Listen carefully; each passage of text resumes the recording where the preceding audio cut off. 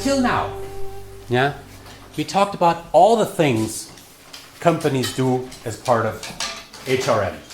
Yeah, we talked about employer branding, we talked about selection, we talked about compensation benefit, change management, retention, employee survey, all this stuff. All the circles in this picture represent the things you do in human resource management. So, and now at this point we have finished this part. Yeah? And in the remaining part of our lecture, I would like to talk about more infrastructural things. Yeah? Who is doing all this? Yeah? We talk about the HR organization. How can we use IT to support all this? Information technology. How can we use social media, Facebook, Twitter, LinkedIn, for all these things? And how can we measure the success of all these things as part of HR controlling? So that's a different level. This is more about, let's say, the infrastructure. And today I would like to talk about HR organization. I mean, some of you might have the rather naive idea that, okay, I mean, there is a personnel department. Yeah. Okay. There's a company, and there is the plant, the factory, and there is the Verwaltungsgebäude, where all the administrative stuff takes place. And here on the second floor, in 3 rooms, there is the HR department. That's the HR organization, full stop. Yeah. Yes, for some small companies, that's still true. You have probably some nice ladies in the HR department doing all this selection stuff, compensation, benefit, payroll, blah, blah, blah. But for bigger companies, that does not apply. When you think about companies like BMW, Shell, Microsoft, Google, SAP, PricewaterhouseCoopers, it looks totally different. I mean, that topic is also relevant, especially for those of you who have the idea to work in HR. I mean, HR is it's an exciting field. I really can recommend to work there. But it really depends on where you will work. So I will show you how HR departments are organized, what are the different roles, what do they do, and then you will see that there are totally different places inside an HR organization where you do totally different things.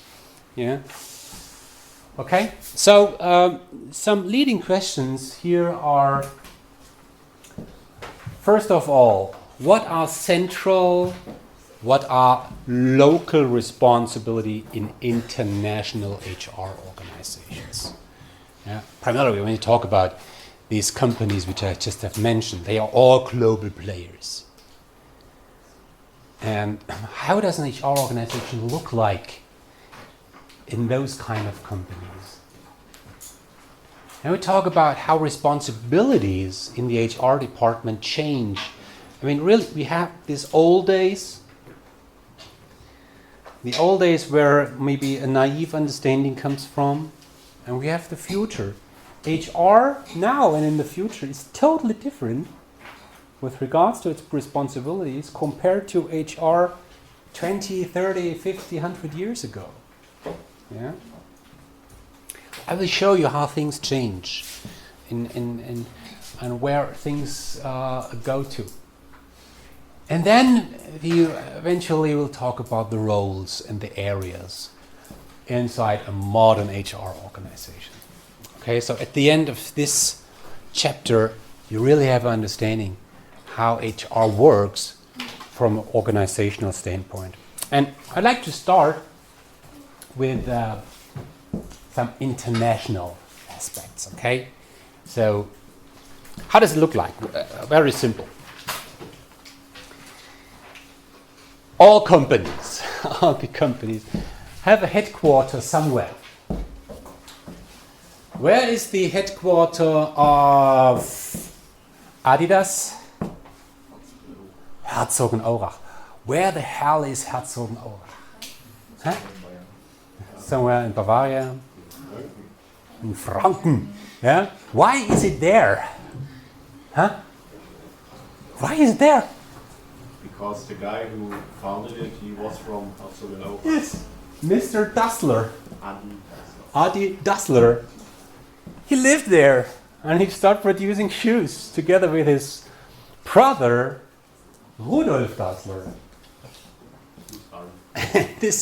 These brothers got into conflict because why? Because of a woman. Okay, so they got their separate ways, and Rudolf Dassler started running his own business, Puma.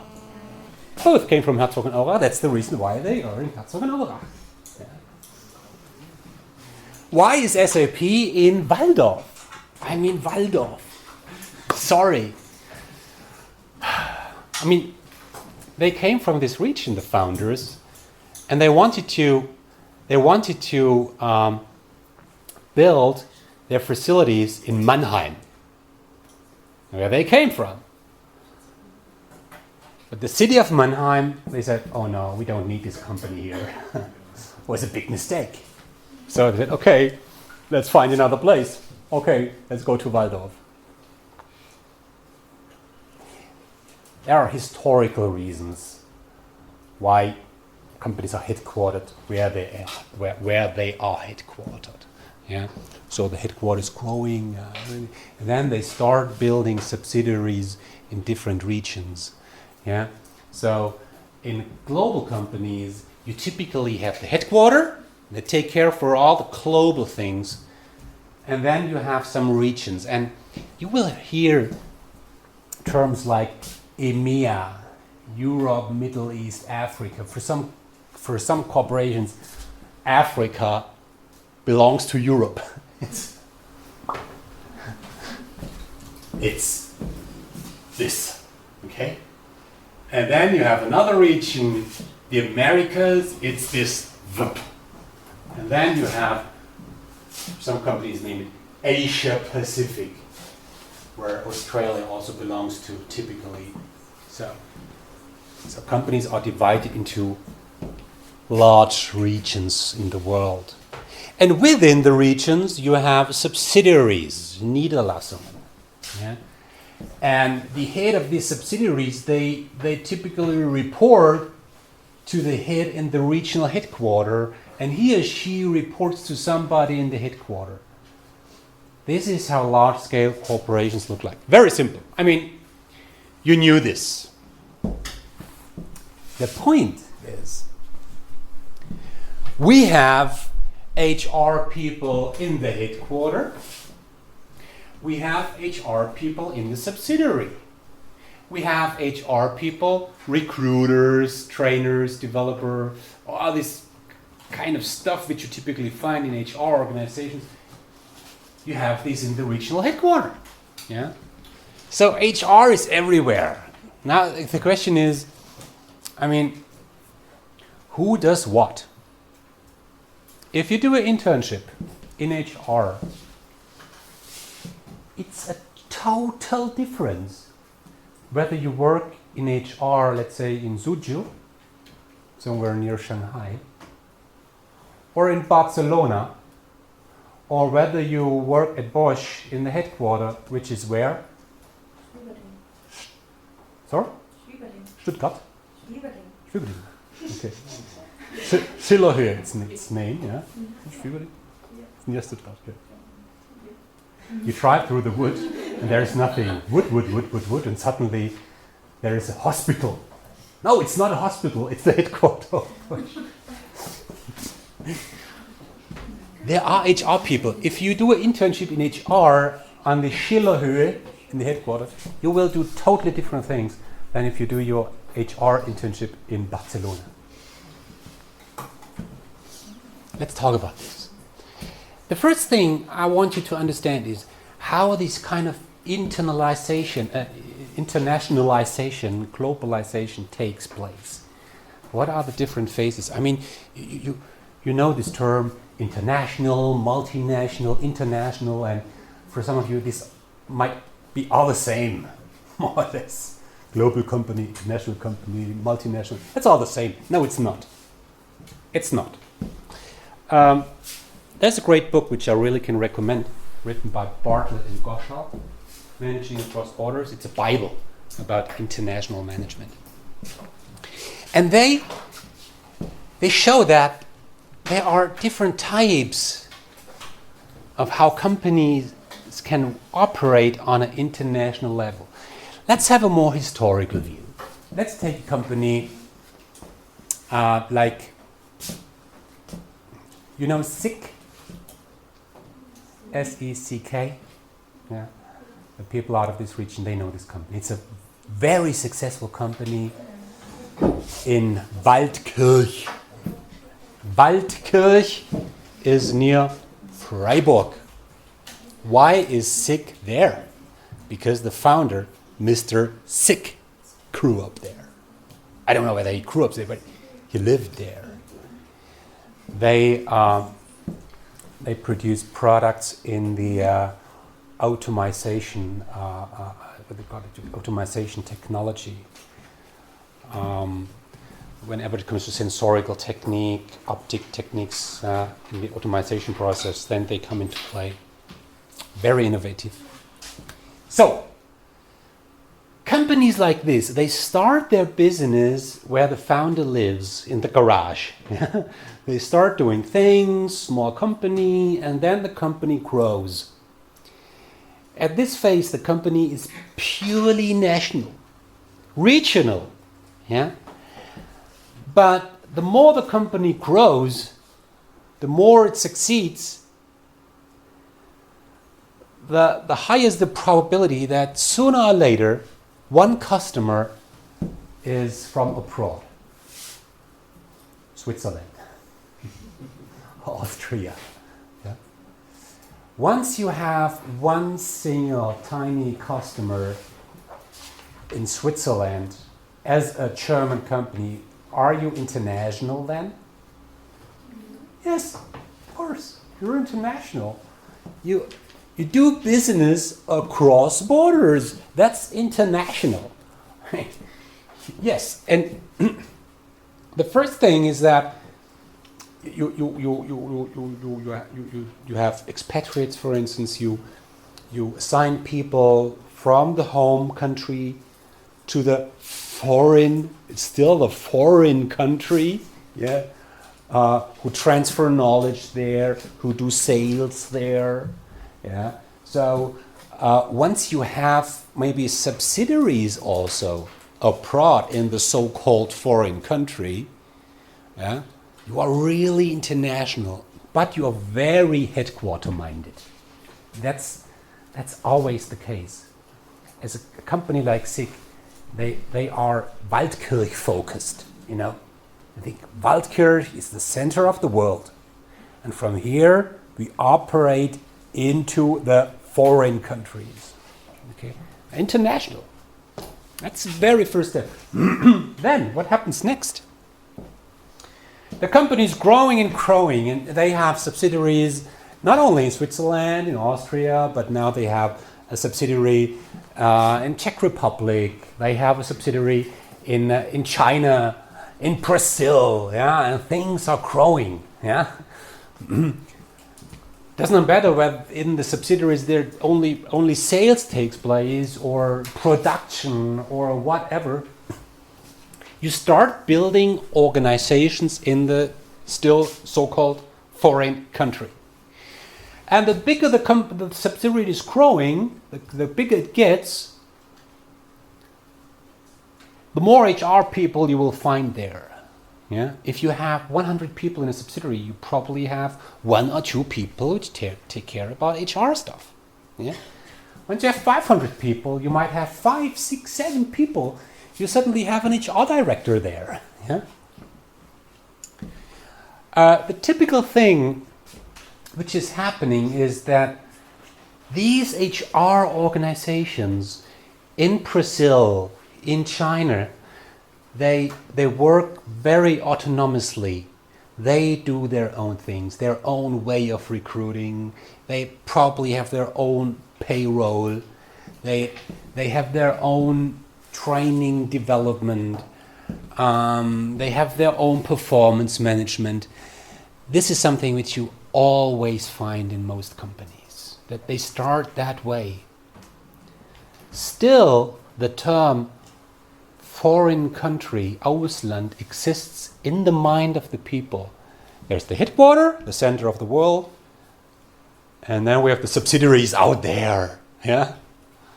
If you do meetings, global meetings, the managers come to the headquarter. Yeah, because that's the center of the world, and they speak German. Yeah, try to speak German. Still very home country minded. Okay. What happens then is that sooner or later the company will realize that we must change something. Yeah. It can't be that the way how we compensate our managers is different from country to country. It can't be that every company is creating their own styles with regards to the job ads. Yeah? Have you ever seen a job ad of Audi in China in earlier days?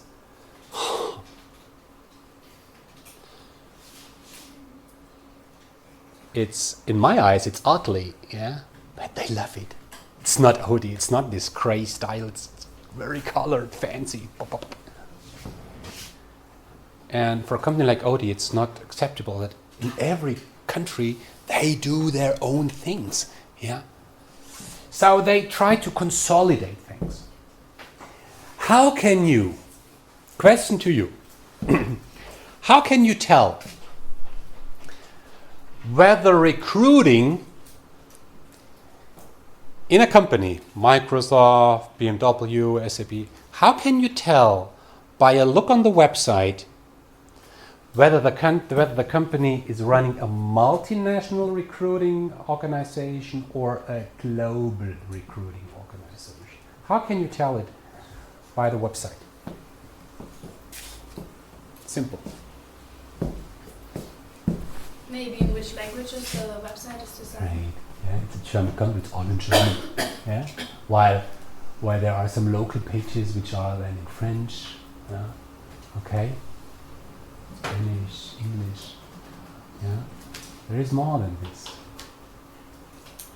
You have different website layouts for different countries. Different website layouts, absolutely. Yeah. What happens if you want to find a job as a controller? Let's take this example. And you don't care about where you will work. You are flexible. How will the job search look like in a global organization versus in a multinational organization? With the global, you have one search window for all the countries. There you can just say all countries and controller and whatever. And for a multinational, you have to visit like 25 pages, right. 25 national divisions. That's right. So in a global organization, you have one single website with one single database. You type in controller, the field where you have to type in country, you just leave it empty and you get all the jobs, all the controller jobs worldwide by one single click. That's possible because there is one database behind it. Yeah? If it's a multinational organization, the first decision which you have to make is, okay, do you want to work in Asia? Do you want to work in UK? Do you want to work in Spain? Do you want to work in the States? And from there, you have to start your search. And it looks different. Okay? So that's a very simple indication of whether the recruiting organization is multinational or global. Global means the entire world is seen as one market. In the minds of the people, in the minds of the employees, the term foreign country doesn't exist anymore. At SAP, we never used the term Ausland. I mean, what's Ausland? Ausland depends on where you are. Yeah? There is no foreign country, there is no Ausland in a global organization. And global not only means doing things the same all across the world, it's also something that relates to the mindset of the people. Do we think really in global terms? Right? So, multinational means you have a local differentiation. That's an important term here. Local differentiation means every country does what is best for the country. Yeah? In Brazil, you think, okay, we in Brazil, we know the market better than the people in the headquarters at Schillerhöhe. So we do the things in a way how we like to do it. We are closer to the people. We are closer to the labor market. We better know the local culture. So everything we do fits to the local condition to the best possible degree. When you act like this in every country, then you really achieve something which we name local differentiation. Things are different from country to country because they must be different because the countries are different.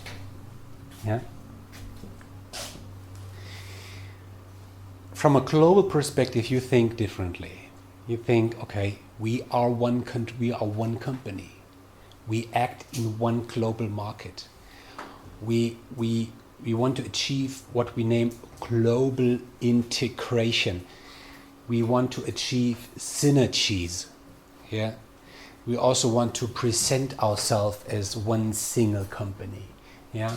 We are not so fragmented. We are one single company. So here is the conflict between local differentiation, which makes sense, yeah, and global integration. So, question. Employer branding. Positioning and presenting a company as a strong employer. Employer branding. Is that something that a company should do on a global basis or on a local basis, please? Well, I think you can position yourself as a strong employer globally, but it will mean something different from every country. So that's how many companies actually say employer branding. The way how we appear in the market, on the job ads, on the career website, must have one message, one look and feel, yeah, globally. We don't want that the ads in Shanghai look totally different than the ads in Italy. We want to have one appearance, one look and feel, while the countries have their local flexibility, maybe using different pictures, different texts maybe to a certain extent. Yeah. So employer branding typically is something that you do globally. Many companies nowadays learn this and follow this approach. How is it about candidate selection for production? A production worker. Should the employee for production be selected by the headquarters or by HR, which operates in this particular plant?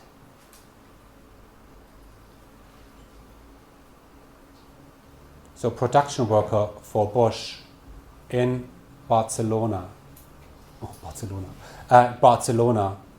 Should it be selected by HR staff in Barcelona or somebody in Bavaria, in Schillerhöhe?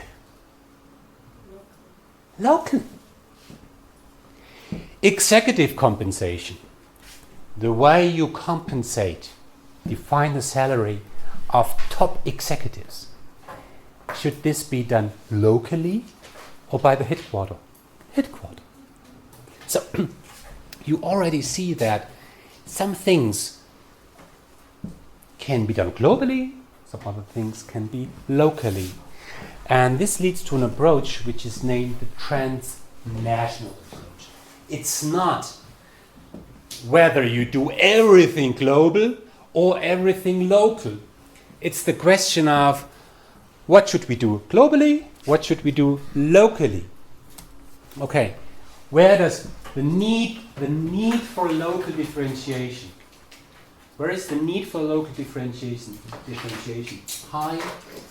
Where is the need for global integration high? And then you find very different things that you can do as part of HR. Training the people. That's very often something which can be done very locally, because you have to train the people different from country to country. That, by the way, does not apply for training executive. That is something you would do globally. Yeah? Employer branding, you have a high need for global integration.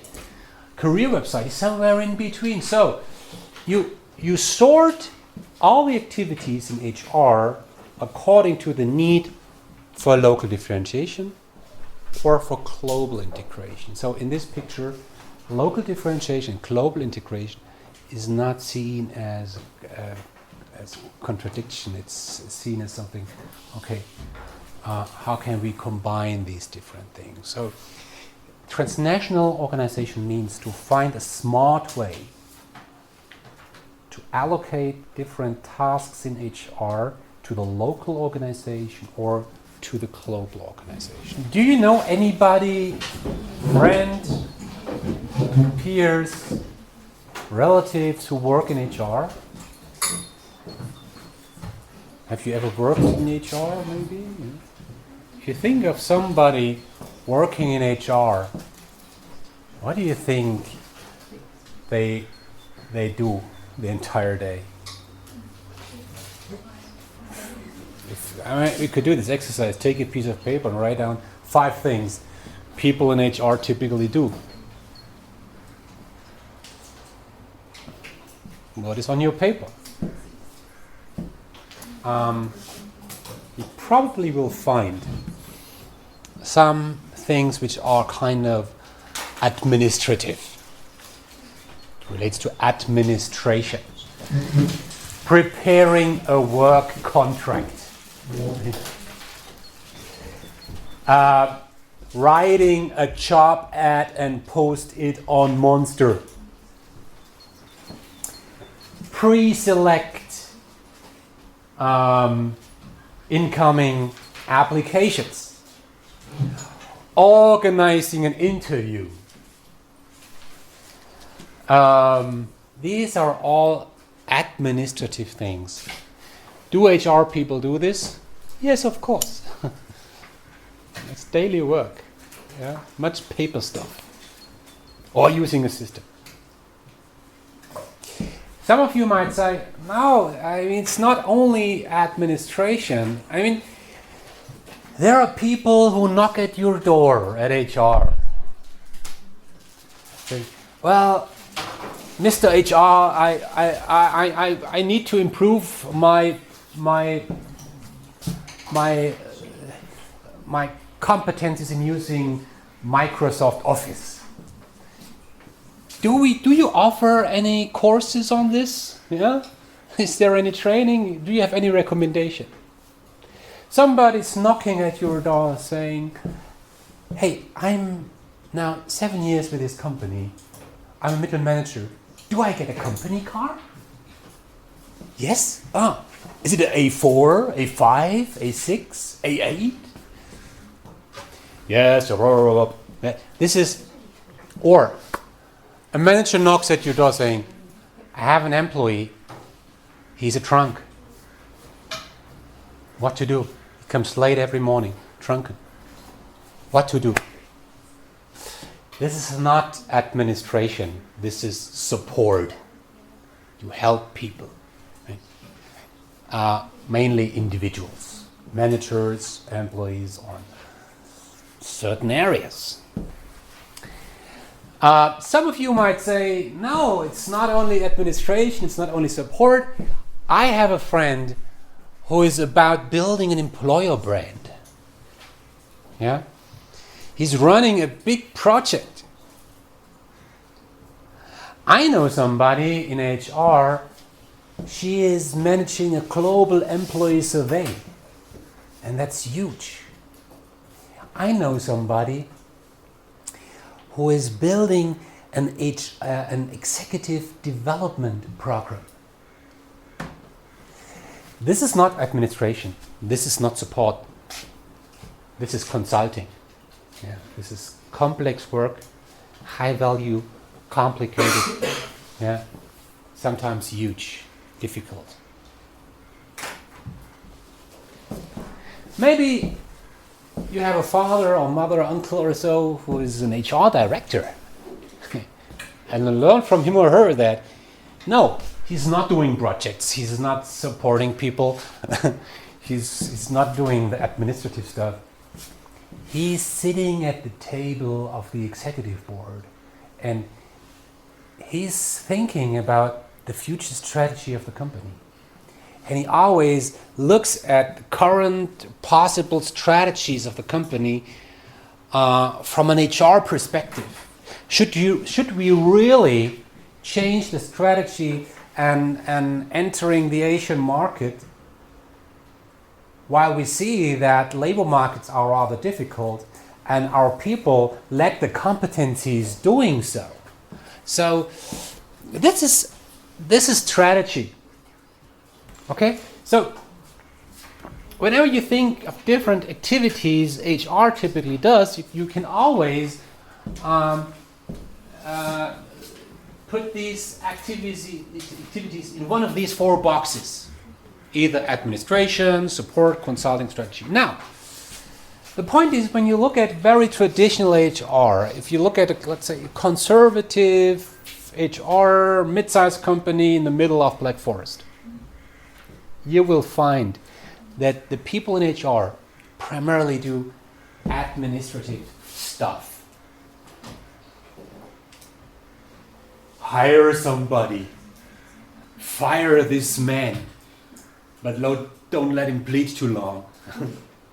Don't make too much noise. Can you do this? Yeah. We have to change the company car policy, which is always a very hard thing to do. Administration, pure administration. Be careful. If you work in HR, in a mid-sized small company, you probably will do a lot of admin. It's not the case for all companies. I know companies which are very modern, very straight ahead, but typically you find much administration, some support, a little bit consulting, and then a tiny piece of strategy. And in the last few years, or I can say decades, many HR people, HR directors, HR executives said, no, we have to change this. We have to change our role, our responsibilities in a way that, yes, we do some administration, but that's the minor part. Yeah, we only take care for the difficult stuff. We do a lot of support to the people. We do a lot of consulting work and much more strategy. Okay, so you have found this slide in almost every presentation 10 years ago. Yeah, when companies started to think about how should we change our role.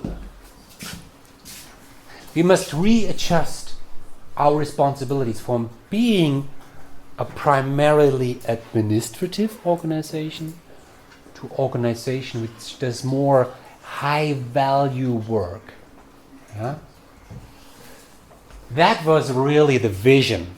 And today, you find a lot of companies which went some steps further and really have changed their responsibilities. Yeah? We are in the middle of it. Related to this, I would like to show you an approach which I really like. It's from my old boss, like my former boss. Yeah? My former boss, Leslie Heyman, he was the HR executive at SAP for a while. And he always proposed that there are the 4 P's of HR. Don't mix it up with the 4 P's in marketing, which aren't valid anymore. Anyhow, the 4 P's, that's something different. Les always says that there are 4 different levels of HR.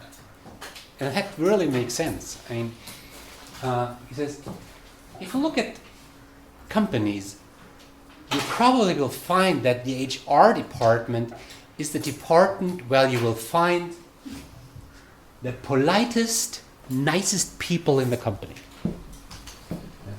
They are nice. Okay? Taking care of all your stuff. Yeah. Oh, we need a change in the working contract. Yes, I will do this. Thank you. Yes, I will fire this man. Nice people. There are people saying, I love to work in HR because I love to work with people. Yeah.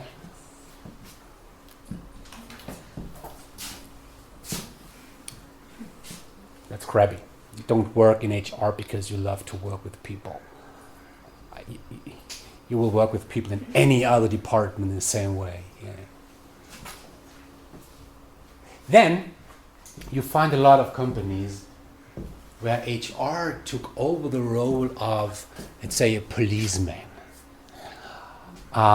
taking care that all the regulations, the policies, the processes are really applied in the right way. Yeah, Mr. Manager, have you done your performance appraisal with your team? Yeah? No? You must do this. Send me the form. Latest by end of April. Oh, you have hired people? Didn't you use our recruiting standards, which we have developed in HR? Yeah? Didn't we told you, Mr. Manager, that we in HR, we have defined the way how we do things in that way, and we did it differently? Bad manager. Police.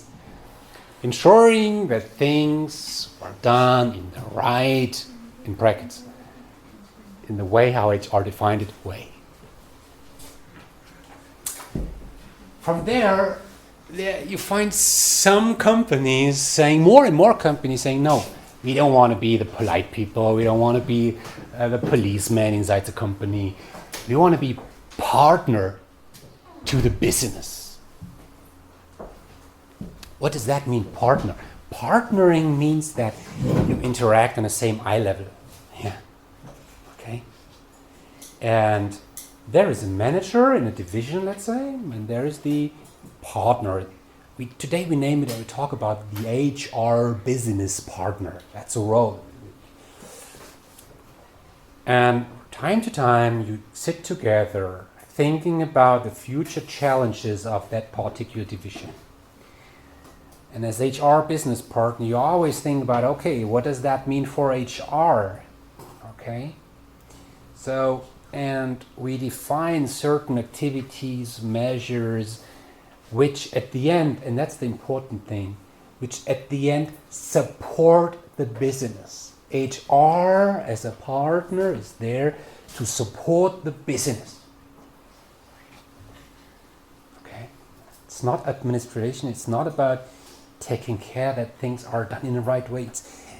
It's I support you with all HR related, people related challenges in order to achieve business success. Les always said, no, HR must be more than this. They must be a player. Yeah? And this is something which we hardly find. An HR executive who makes a decision about future product strategies. Have you seen this? Can you imagine this? an HR executive who is heavily involved, just like the CFO or anyone else, in all strategy-related decisions. An HR executive who thinks about the future not of HR, but of the future of the company, the future of the business as such. In Germany, I know maybe 5 HR directors which act on this level. Yeah, most of them are somewhere here. Yeah, some more move into a partner. Okay, I like this. That shows a little bit this entire spectrum of possibilities. I can also recommend Les Heyman's blog. You can read more about this. Now, what does that mean? One of the first thinkers in that field was a man. His name is Dave Ulrich. You should have heard this name.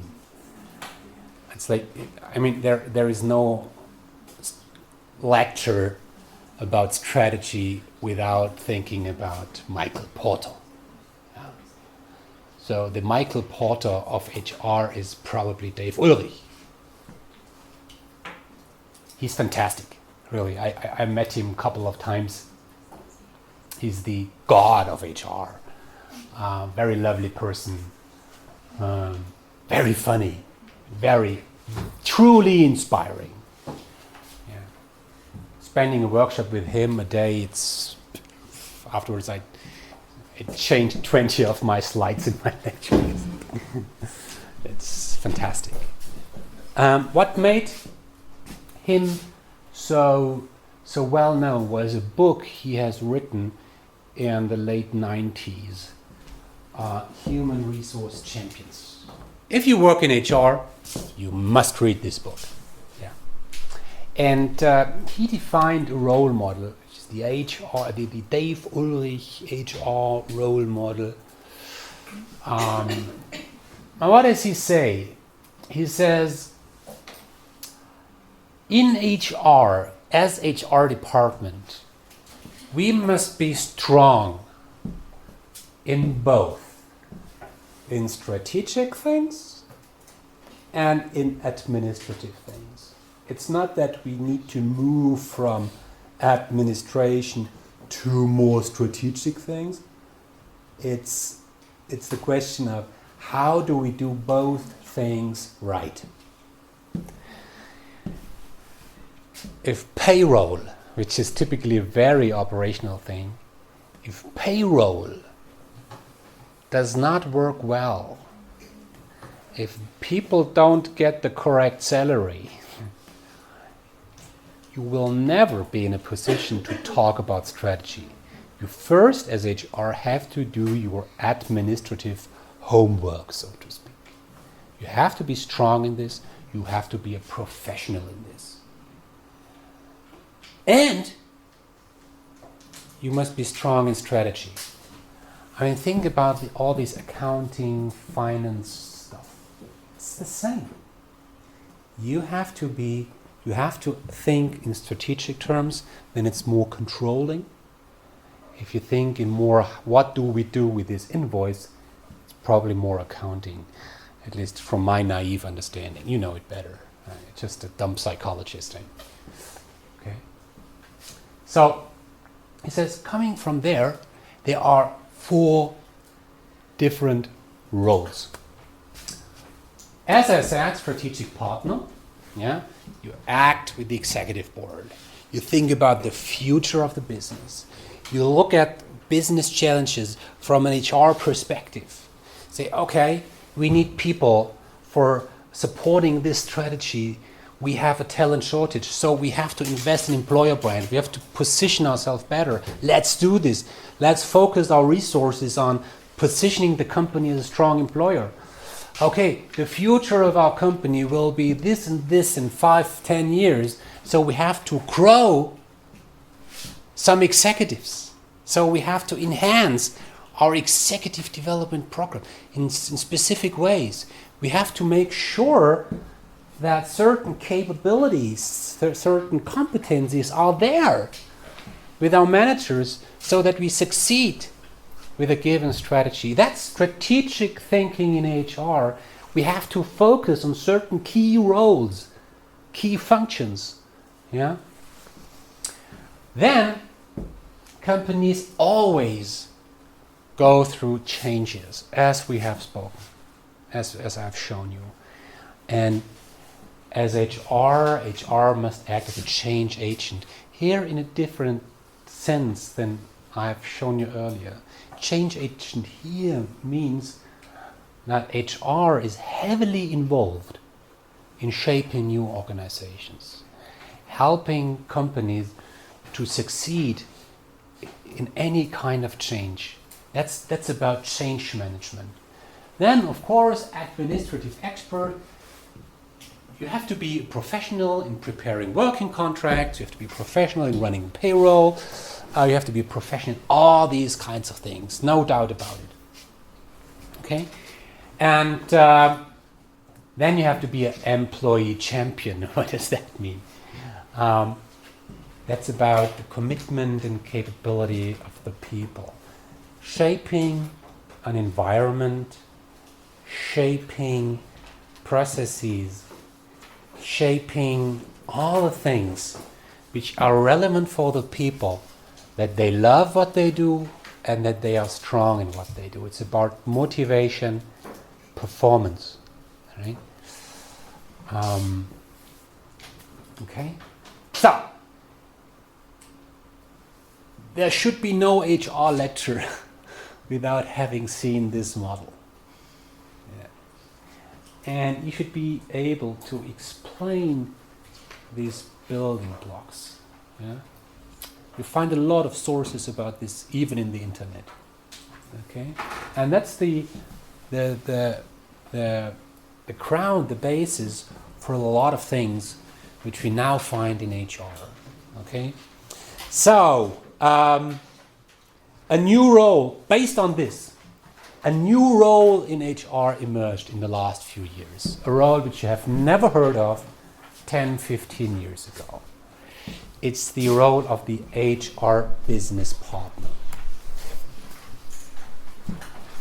It's the idea of there is an HR person dealing with the head of a division, let's say, of a country, of a large organizational unit, dealing with all people-related things. In earlier days, you had terms like HR generalist, Personalreferent. Yeah, but these terms are dying. Yeah, you still find these terms, HR generalist, the HR person that takes care for everything and knows everything. Personalreferent, yeah, the one who takes care for all the HR stuff. Today we name it HR business partner, and I mean, there is no better way of showing you the responsibility of a typical HR business partner and sharing job ad with you. This is, I just went to monster.com. Monster.com, this job board. And I typed in HR business partner. You'll find a lot of positions. Yeah, I don't even know this company. I don't know. Verizon. Yeah? Telecommunication, mobile phone company. Ah, okay. Like the second largest. So I'm a professor in training. I don't know. Okay. Are they good? Good brand? Okay. If you're okay, you Okay. Oh, fine. So, what's written here is exactly what you find on the right side. It's amazing how much text you can put into simple text. Provide HR consultation, policy interpretation, and strategic planning to all levels of client organization. Wow. Managing HR projects and program implementation, employer branding, employee surveys, executive development for public policy, law and security and strategy development and planning organizations. responsible for providing human resources support. It's the support level in the areas of ethics, compliance, equal employment opportunities, compensation planning, performance management, talent management, headcount management, leadership development, staffing, absence management, employee relations, and labor relations. Ability to influence without direct authority, leading through competence, charisma, empathy, diplomacy. Provide analysis of data and monitor HR results through key metrics, develop and communicate status of key initiatives with HR report. That's huge. Yeah, it's showing you this because this is not an HR administration guy. This is much more than this. It takes some years of experience to fill this role successfully. Okay.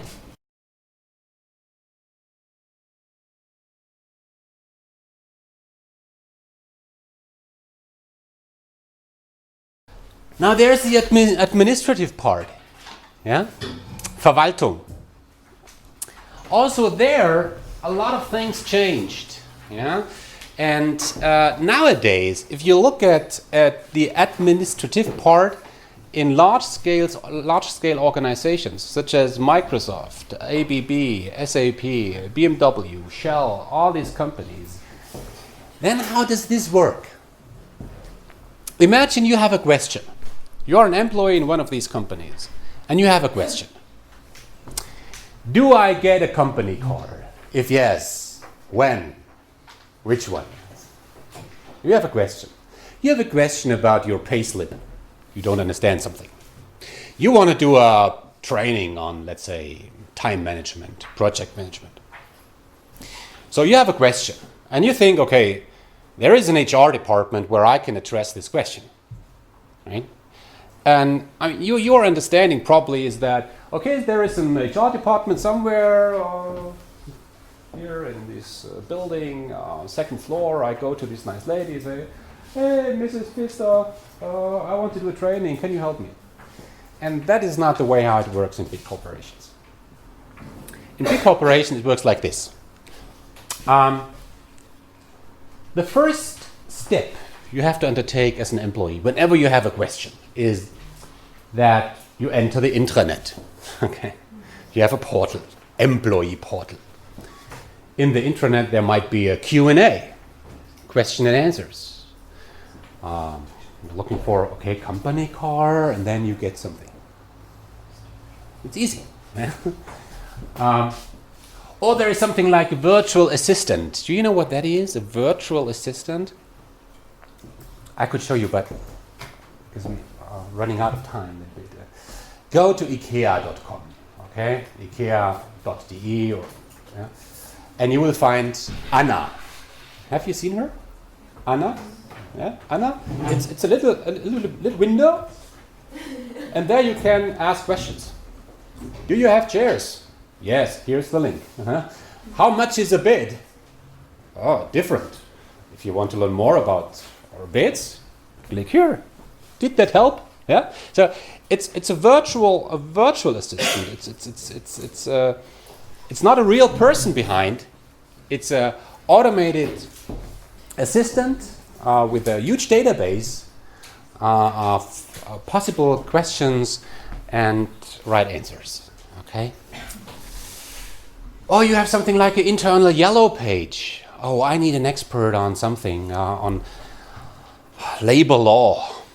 Where do I find information about working contracts, or I don't know, about our salary schemes?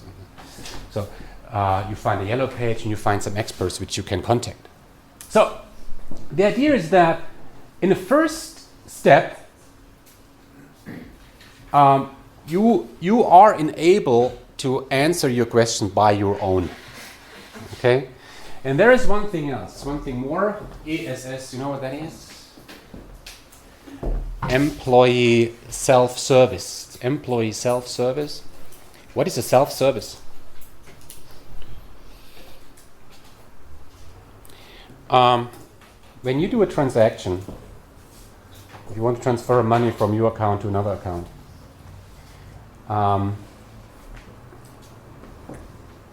you do it by your own. Okay. You enter a portal or you have an app and you do it. In earlier days, you entered the bank, you had to fill in a form and you hand it over.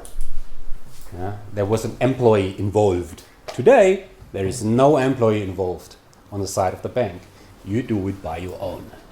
Yeah? It's a self-service. If you want to get approval for some vacancies, okay, in the portal there's a service. You can submit when you want to have your holidays, and you submit that, and you get an approval. Yeah, these are self-services. Okay, things that you can do by your own. You want to change your banking account? Okay, you do it by your own. There is no employee involved. Okay, so the idea is that in the first step, as much things as possible are somehow automated.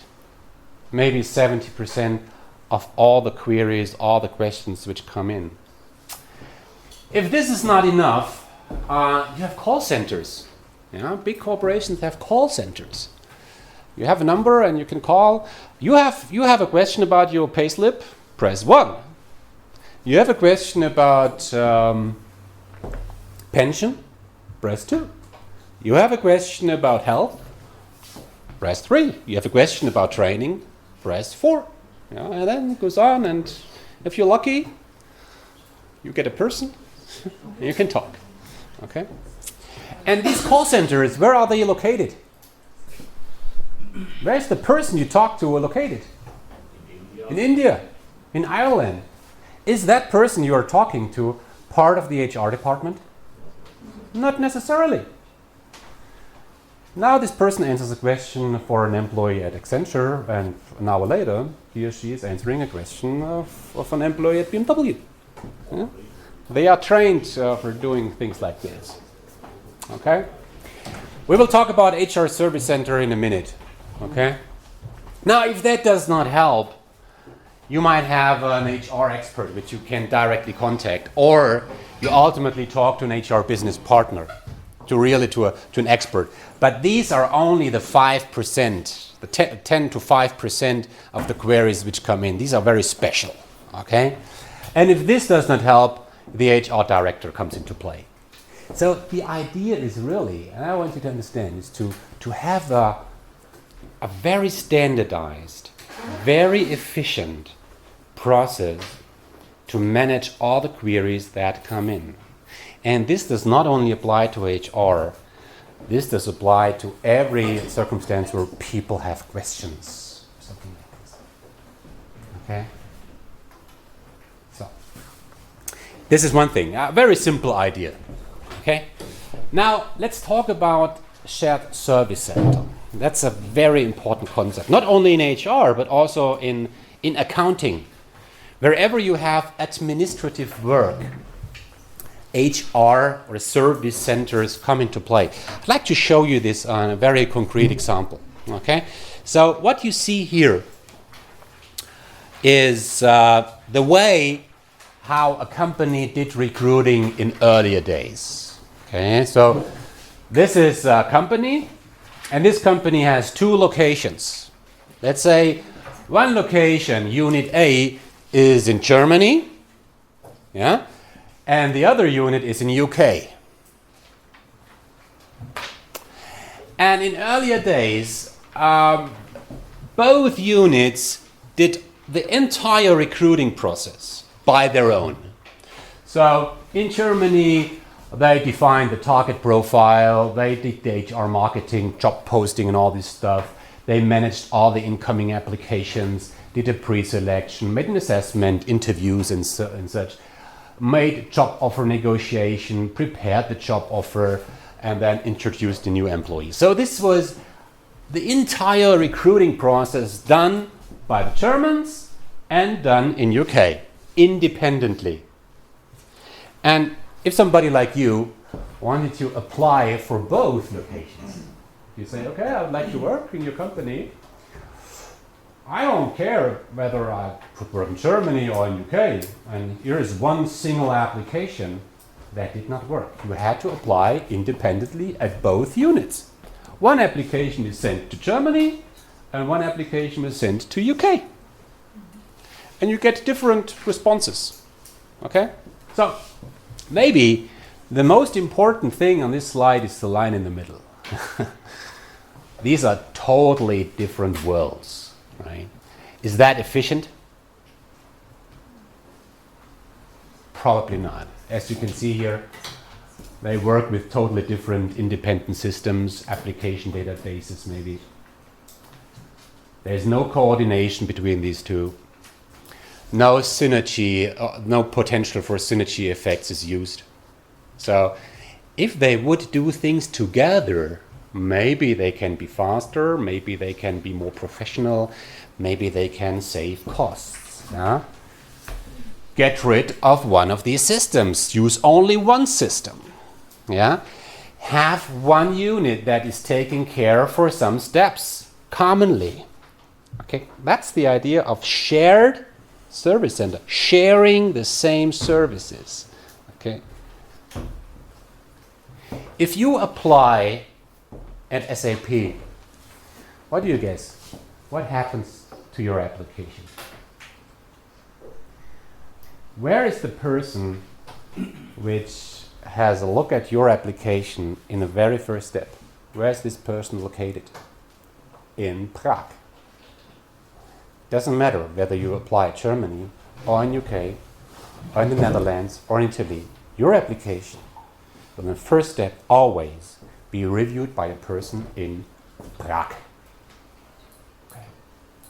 They do all this recruiting stuff for all countries. Okay, that's the idea. How does that work? Okay, now we have these different steps in the recruiting process, right? And now we do the following exercise. Okay, very simple. We ask ourselves, okay, there are some steps in a recruiting process which are really standardized. They are always the same. Yeah? Managing incoming applications. Looking, is the application complete? Is the application serious? Or did somebody apply as Barack Obama? Yeah? I mean, all these things happen on a daily basis. So there must be somebody who has a first look at every incoming application. You can't imagine what you get as a recruiter. You get porn and everything. I mean, really, it's so there must be somebody who has a first look. The first filter: is the application complete? Is it serious? Yeah. And this is always the same. It's always the same task. And it's always the same. It doesn't matter whether it's an application in the Netherlands, in UK, in Germany, France. Doesn't matter. It's always the same. It's always the same process. Posting a job ad at Monster. Hey, that's standard. It's always the same. It's an administrative process that always looks the same. Preparing a job offer, contract, might be different depending on different legal conditions in different countries, but overall, that's more or less the same. I mean, also the pre-selection to a certain extent can be standardized very much. And the other dimension is not only standardization, but how close you want to be to the applicant. Yeah? Do you have to talk to the applicant? Do you have to have any kind of conversation with the applicant? Or is it something that really happens really far from the applicant? Right? So there are also some steps which can't be standardized. Yeah? And where you really have to be very close to the applicant. You have to talk to the applicant on an individual basis. Yeah? You have to see the applicant. You have to deal with this person. Something like the assessment center, doing interviews, giving feedback to the interview, making a decision based on the interviews and all these things.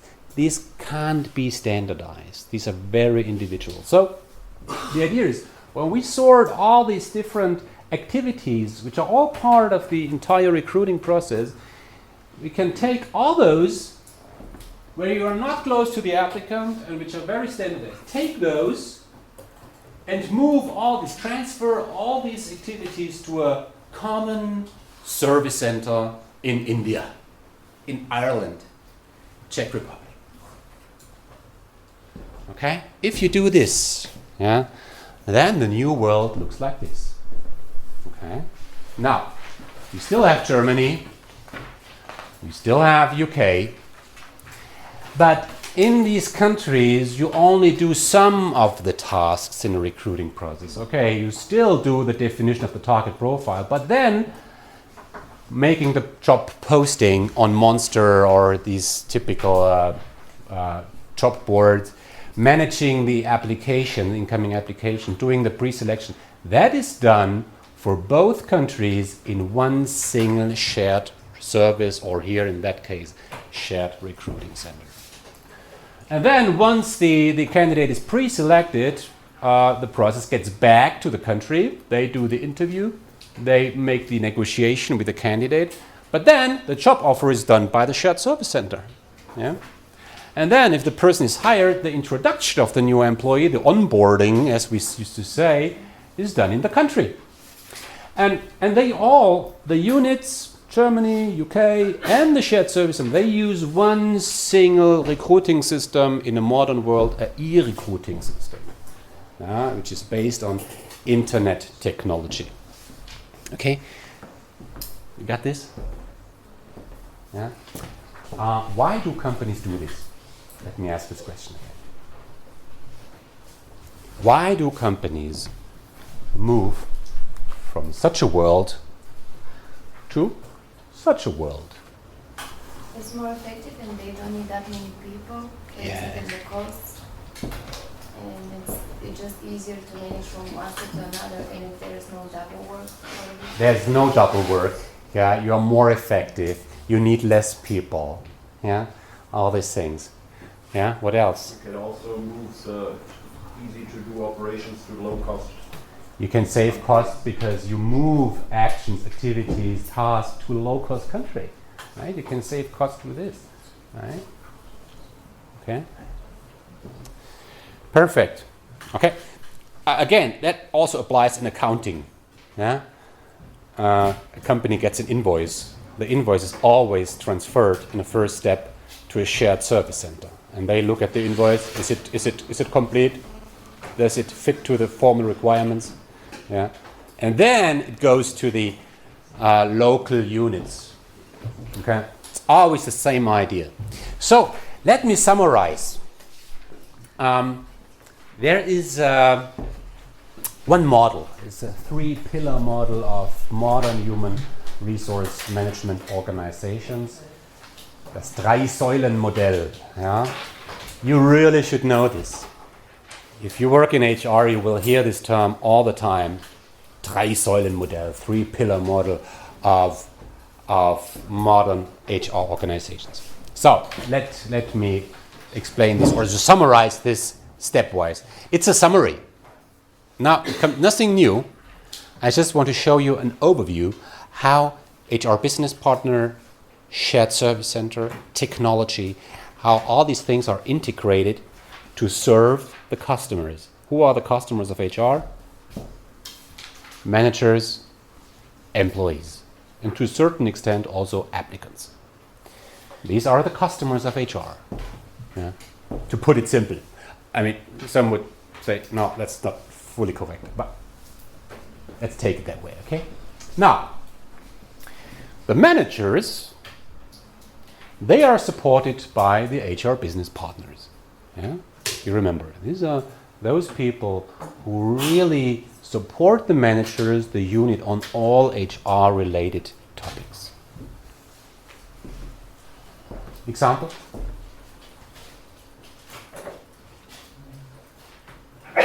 There's a unit, 1,000 employees, and they run through a reorganization. Yeah? Then you deal with change management. Yeah? Or there is a major strategic shift in a unit, and you need to qualify the people. you as an HR business partner, you make sure that all these things happen. Yeah? Really manage the strategic topics which are people related. Yeah? Okay? So, we have seen this job ad about HR business partner. That gives you a very good indication of what these guys really do. Yeah? Now, if an HR business partner does not have the expertise for some things, like, I'll give you an example. There is a unit. Okay, there is a unit, and I'm the HR business partner, and this unit has to lay off 20% of its people. You as an HR business partner, you take care for this. Yeah, you have to lay off 20% of the people. Now, that's also a legal aspect. Okay, now as an HR business partner, you don't have the understanding, the full understanding about law to do this thing right. So you have to have an expert. Yeah? And these experts are the so-called experts in center of expertise. Yeah? Center of expertise are teams with experts. You have experts on labor law. You have experts on executive search. You have experts on employer branding. You have experts on compensation benefits. They are really deep in something. Yeah? It might be a very interesting job for you if you are interested in HR. If you say, I love HR, I would like to work in HR, but not the full range. What I love in HR is talent management, or I love employer branding. That's really great. You better work in a center of expertise. And you deal with very specific topics. And you go very deep into this. And you support the HR business partners, those which directly deal with the customers. The center of expertise, they never deal directly with managers. They support the HR business partners. Okay? Now, what's with the employees? They use IT, SSN, hotline, employee self-services, manager self-services, but employee self-service is most important, and the shared service center, as I've shown you. So, when you talk about the three pillar, when you talk about the drei Säulen, then what are these? HR business partner, center of expertise, shared service center. In modern organizations, you always find these three roles. Okay. Now, if you're interested in HR, it's a total difference whether you work in a shared service center. You probably will not do this because you only do highly standardized administrative stuff. Yeah. But maybe you work as an HR business partner. There you learn a lot because you learn the whole range of HR, really. It's a fantastic job. Or you become an expert in something within HR, and you might work in a center of expertise. Centers of expertise are, in most cases, located in the headquarters. Yeah? Okay. So, to add one thing, we have a fourth role sometimes. And the fourth role is you work with partners, suppliers. Yeah, you outsource something. So, beyond the HR business partner center of expertise and the shared service center, you might also have external partners you work with, agencies, executive search companies, companies that take care for payroll, things like this. Okay. Now, is that clear, or are there any questions around this? And as a preparation for the exam, really think about why must this be this way? Why is that such a smart model? Why do companies do this? Yeah? I want you to see the reasons behind it. Yeah? To summarize this again, and these people directly support the managers. They have a very broad understanding. Yeah? While the experts, they have a very deep understanding. You have to have both. You can't be a generalist in everything and the expert in everything. You can't be that. So you need both. And this combination helps the organization to deal with all relevant topics and with the required expertise. And all these things here, the shared service center, are there to really manage all the admin stuff in a very efficient, professional way. Okay? So with such a model, you cover all the different roles which are required in HR. Okay? Now let's talk a little bit about outsourcing.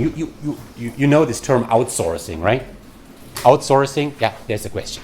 Just about the decentralized recruiting. If I apply for a company, how I know actually that it's decentralized and I can apply for the board? Very good question. As an applicant, how can you tell whether there is a decentralized organization or a centralized organization? They will tell you when you apply. They will either tell you apply there or apply to. Either you see it on the web, yeah, you find different online forms, yeah, different parts of the career website. One is maybe UK, the other is German, and they look different. They have different application modes, or as you said, they will tell you. Yeah, if you ask, okay, I want to apply at both in UK and in German, they will tell you, okay, you have to send 2 applications. You will learn this. Okay. Okay, outsourcing. What is that? Dumb question. What is the difference between outsourcing and offshoring?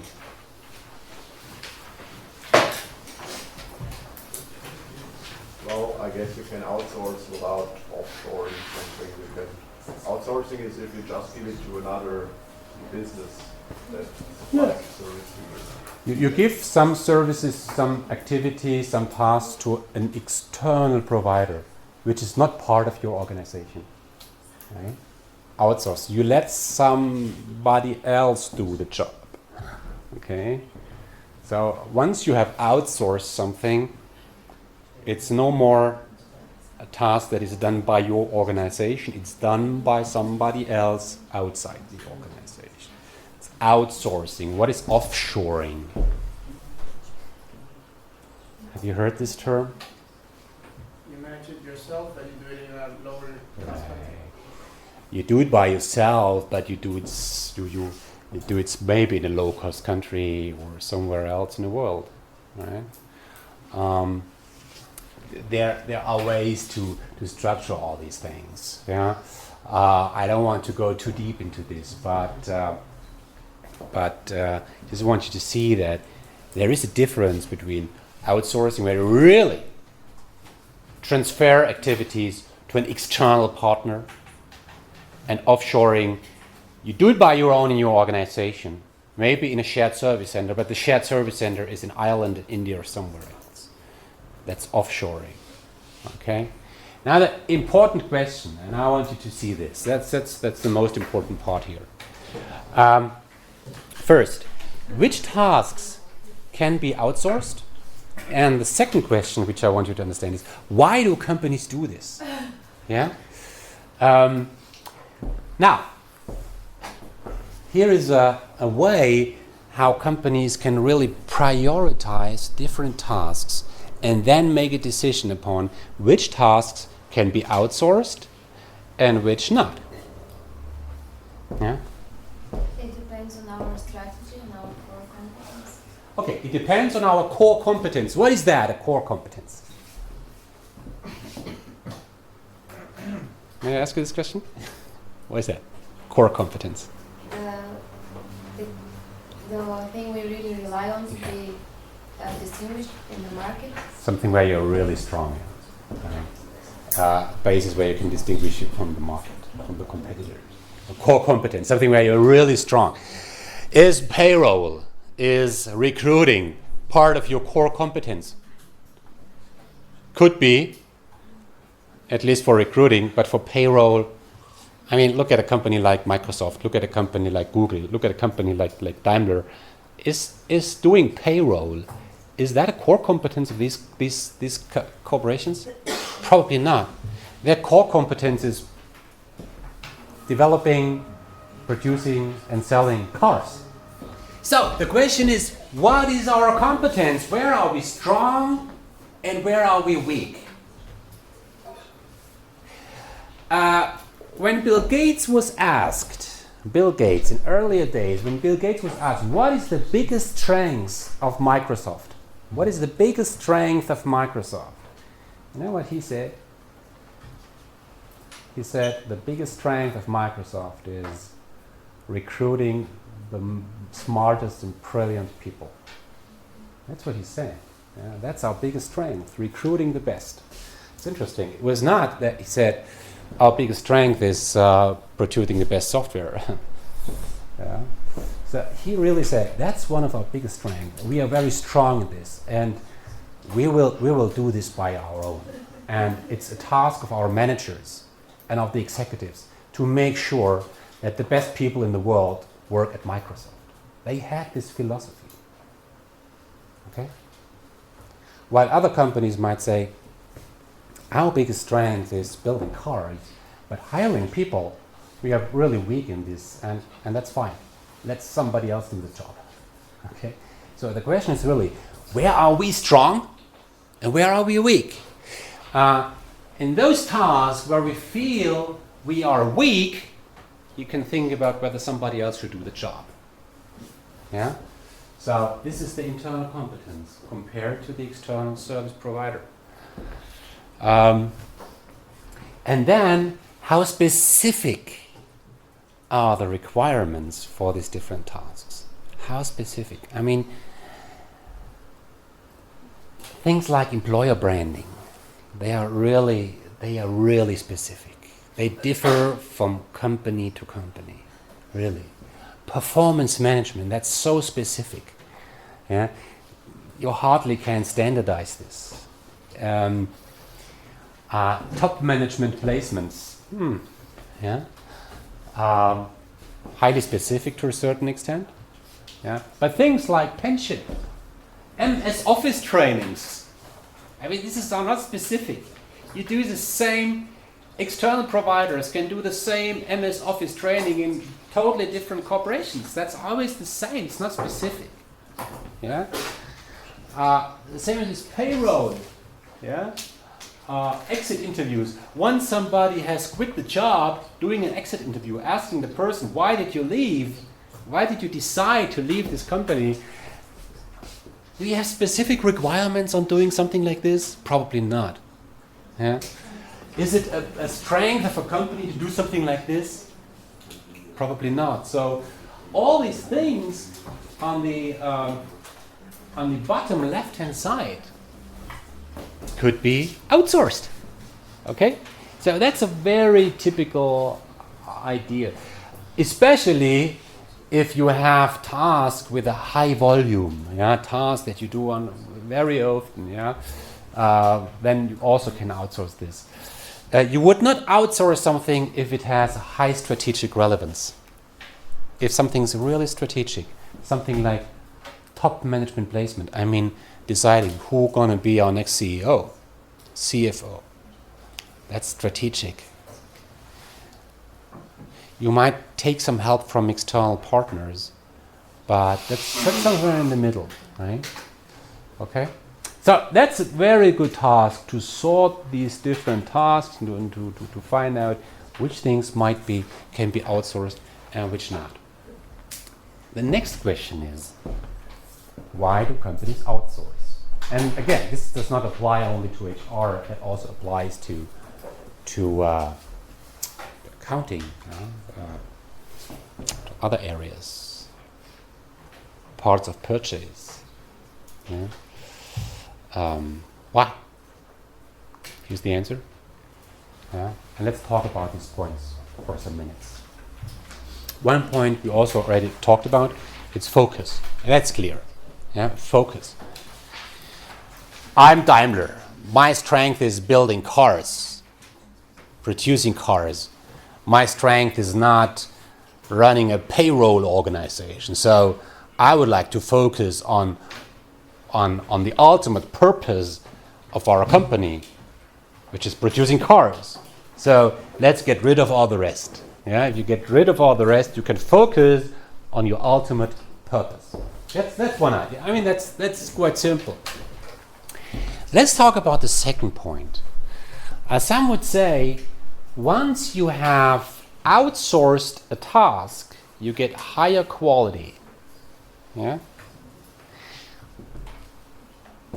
If I let an external partner do all the payroll, Gehaltsabrechnung, I get better quality. Why?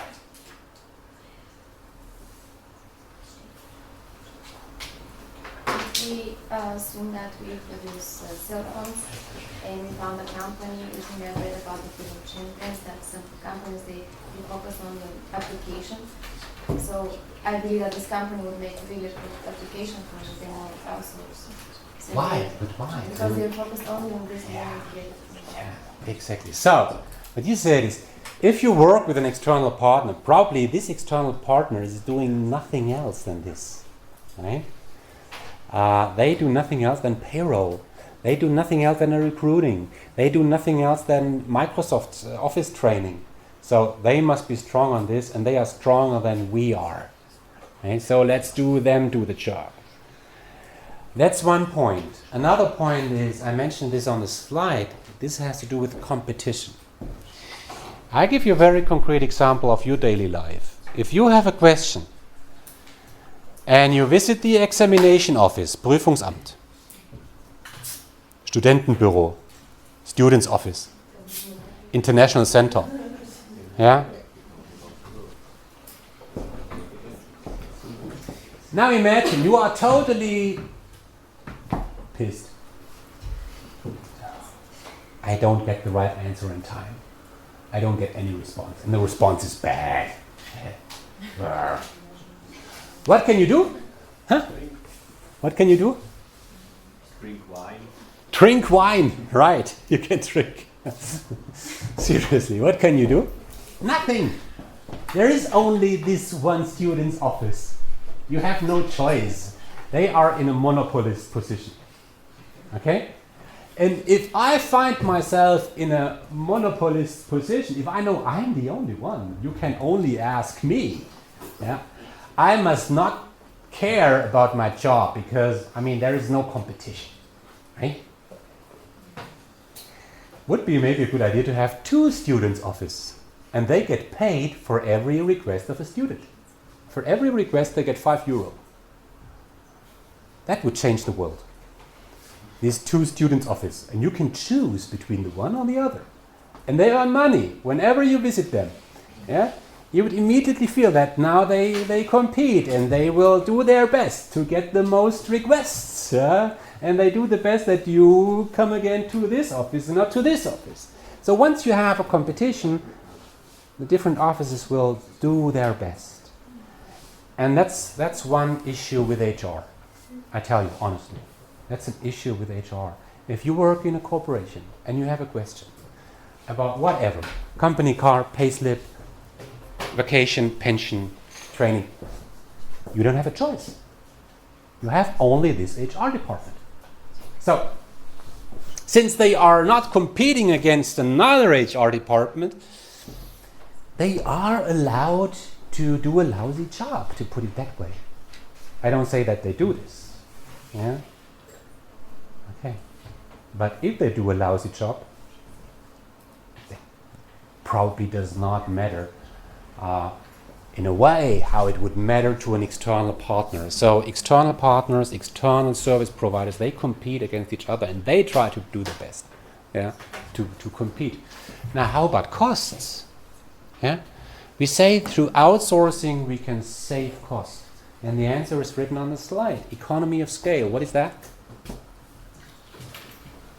Yeah, economics. First session. If you put more together, you can do it more efficiently. Right. So, the cost per payslip. What is the cost of producing one single Gehaltsabrechnung on a monthly basis? The cost per payslip, if you do this 1,000 times a month, you produce 1,000 payslips a month. the cost per payslip is probably higher than when you do 10,000 a month. Okay? Like if you produce 100 pretzels a day, cost per pretzel is higher than when you produce 1,000 pretzels a day. Why?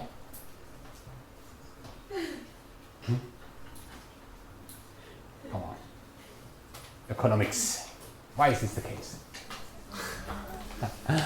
Kapazitätsauslastung. Yeah. You used your capacity. Yeah. Okay.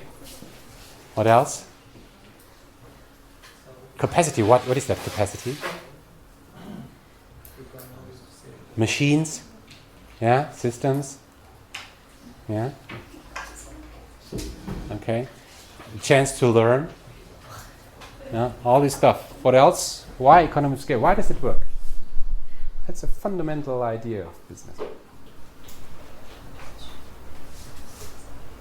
If you do more, it usually pays off to invest heavily into technology and all that stuff. And then you can do it more efficiently. If I do 200 pay slips a month, do I consider investing in a huge, sophisticated software? Probably not. But if I do 10,000 times a month, yes, I would do this and then it pays off. Right? Okay? Flexibility. I mean, that's easy. Think about a recruiting department. What do you do with your recruiters in times where you don't hire? Huh? Fire them. Don't do this. Right? Yeah, but if you outsource some services, you just take the services when you need them, and if you don't need them in times where you don't hire, it's fine, no problem.